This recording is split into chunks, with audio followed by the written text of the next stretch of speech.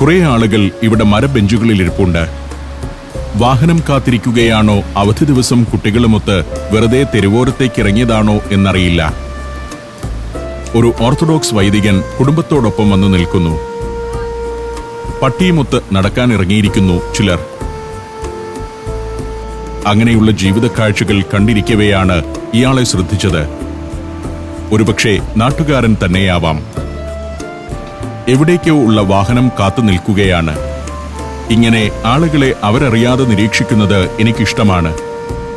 പലതരം ആളുകൾ, ഓരോരുത്തരുടെയും രൂപഭാവങ്ങൾ, അവരുടെ സ്വഭാവരീതികൾ, ചിട്ടകൾ, അതൊക്കെ ശ്രദ്ധയോടെ നിരീക്ഷിക്കാം. ഓരോ നാട്ടിലെയും ജനങ്ങളുടെ ജീവിതം കൂടി കാണുമ്പോഴാണല്ലോ യാത്രകൾ സഫലമാകുന്നത്.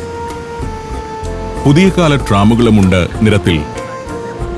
പല വഴികളിലൂടെ എത്തുന്ന ബസ്സുകളും ട്രാമുകളും സ്ക്വയറിനെ ചുറ്റി മറ്റേതോ വഴികളിലേക്ക് നീങ്ങുന്നു.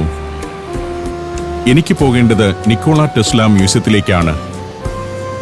സെർബിയയുടെ അഭിമാനപുത്രനാണല്ലോ ശാസ്ത്രജ്ഞനും സംരംഭകനുമായിരുന്ന ടെസ്ല.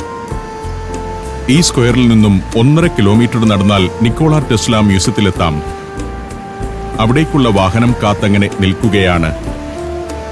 ഡെബിഗ്രാമുകളും കടന്നു പോകുന്നത് കാണാം. ഒന്നിനു പിന്നിൽ മറ്റൊന്ന് ഘടിപ്പിച്ച ട്രാം. കുറെ നേരം ഞാൻ സ്ലാവിയ സ്ക്വയറിൽ കാത്തുനിന്നു.